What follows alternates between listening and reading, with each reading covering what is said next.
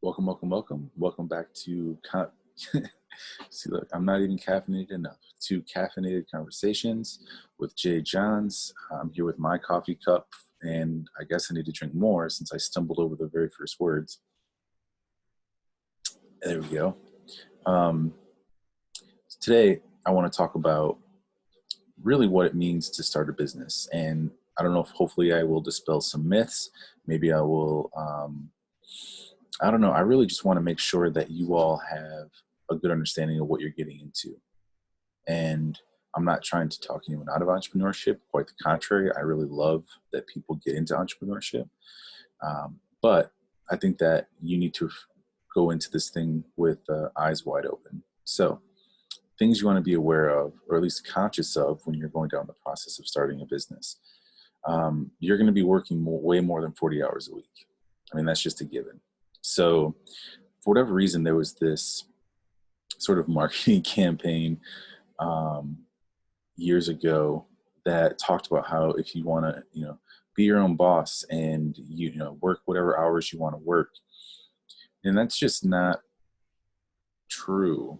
I don't know who really started that. I mean, it's if you're an entrepreneur, then you are working a lot of hours. If this is your main business, now that's the only caveat here. If this is your only business, then yes, you will be working a lot of hours. But if you have a part-time job, or this is really kind of like your side thing, then you won't work as many hours, but you're still going to work a lot. And let me tell you why. Because if you are an entrepreneur, particularly if you are a solopreneur, you're the person who's accountable for everything. I mean, it all falls on you, right? So you are the one who's responsible for accounting, for marketing, for the creation of the product or service or whatever it is that you are selling as an entrepreneur. You are then responsible for customer service. You're responsible for taxes. The list sort of feels never ending sometimes. I mean, just go, go talk to a solo entrepreneur or a partnership, and that will be most of their if you ask them to be honest with you and say, hey, what's going on with your business, they're going to be like, man, there's just so much I got to do.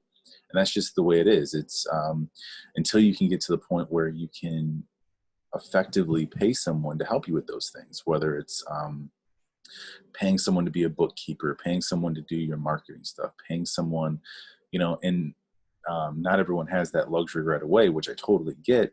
So you are replacing your time for the ability to not have to pay or have a bunch of money up front to be paying for people. So just be aware of that.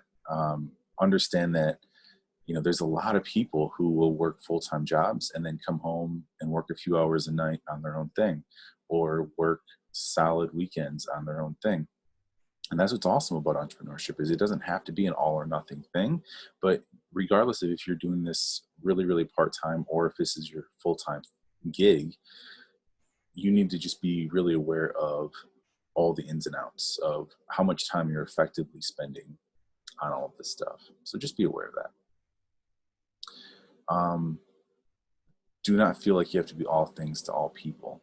And that's part of the reason why a lot of entrepreneurs feel like they are they're constantly behind, is that, and this all comes from solid experience, mind you. Like, I've been in the entrepreneurship world since 2012, and I've I've had the ability and the luxury of being able to talk with a lot of entrepreneurs. I mean, a lot of my business currently focuses on sort of business to business sort of things where we help out non-technical business owners and give them technology guidance if they need some sort of mobile application or custom website or something for their company.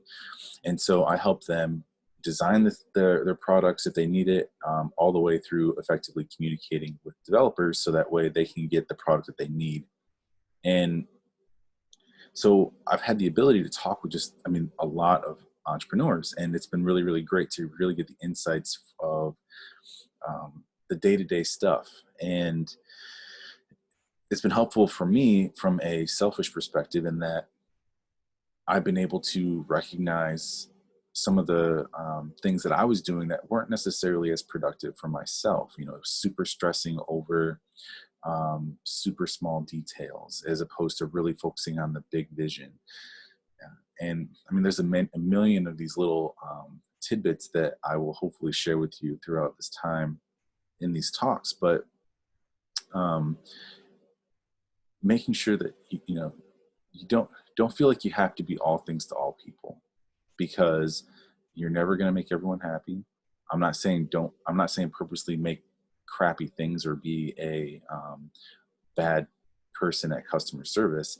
I'm saying that your product, your service, whatever it is that you're doing, isn't going to be for everyone. And that's fine. That's actually good for you, because that means that you don't have to focus your time and energy on everybody, right? You only need to focus your time and energy on people who are willing to pay for your product and who are, like, oh man, it feels kind of like a gut punch at first when people say, don't focus on everybody, only focus on your initial target market. But because it feels like, oh man, like I'm not going to be able to have the ability to, like somehow it limits your opportunities is what it feel like. So what I would say is, it's one of those counterintuitive things that we're going to encounter through our time through these conversations, that focusing where they say, instead of going wide, go really deep and narrow with your product fit.